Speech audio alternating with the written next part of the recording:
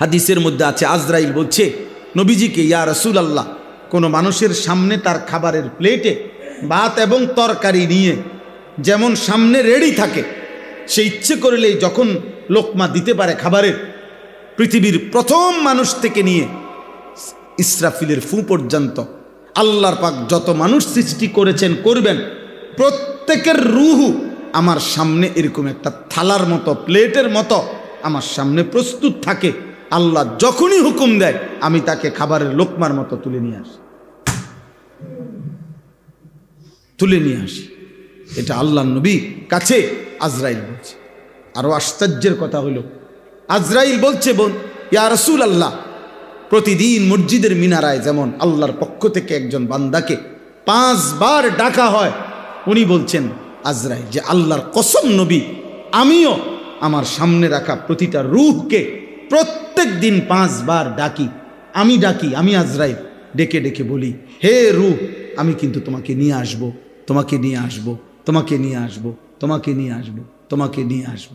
আমি তাকে প্রত্যেক দিন বলি, কিন্তু ও কখনোই গুরুত্ব দেয় না। আর এই গুরুত্ব না দিয়েও শেষ পর্যন্ত একদিন থাকতে পারে না। সত্যি সত্যি একদিন মৃত্যু হয়েই যায়। আমি যেই আয়াতগুলো পড়ছি, এই আয়াতগুলোর মধ্যে আল্লাহ তাআলা মুশরিকদের কথা আর তার বিপরীতে আল্লাহর জবাব উল্লেখ করছে। একদম সহজ কথা, আপনারা শুনলেও বুঝবেন, এতে ইনশাল্লাহ আমার কথা শেষ হয়ে যাবে। কোরআনুল কারীমের 21 নম্বর পারা, 32 নম্বর সূরা সাজদা। আমরা যে সেজদা দেই, এই সূরার নাম সেজদা। এই সূরার 10, 11, 12, 13, 14 এই 5টা আয়াত আমি পড়ছি। দেখেন কি বলে আল্লাহ, ওয়াকালু আইদা যালালনা ফিল আরদ। সমস্ত মুশরিক, মূর্তি পূজক, কাফের, বেঈমানরা নবীজির সামনে বলতো, মুহাম্মদ, আচ্ছা শোনো তো, আইদা যালালনা ফিল আরদ, আমরা যখন সবাই মাটির গভীরে নিশ্চিহ্ন হয়ে যাব, হারিয়ে যাব, মানে মাটির সাথে মিশে যাব,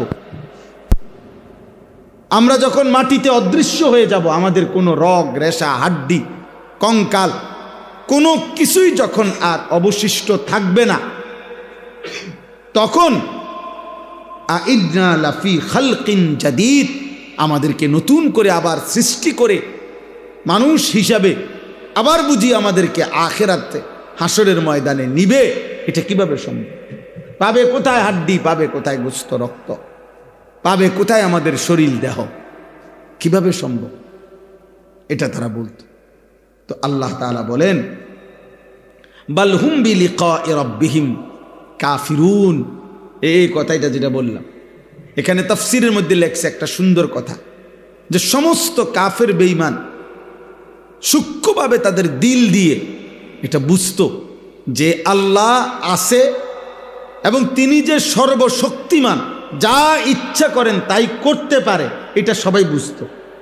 কিন্তু মূল সমস্যা হইল, আখিরাত আমি বুঝছি, মানি, এটা যদি বলে ফেলে মুখ দিয়া, তাইলে নিজে এবং তার অনুসারীদেরকে গুনাহ আর অসভ্যতার, অশ্লীলতার মধ্যে চলবে কেমনে, চালাইবে কেমনে?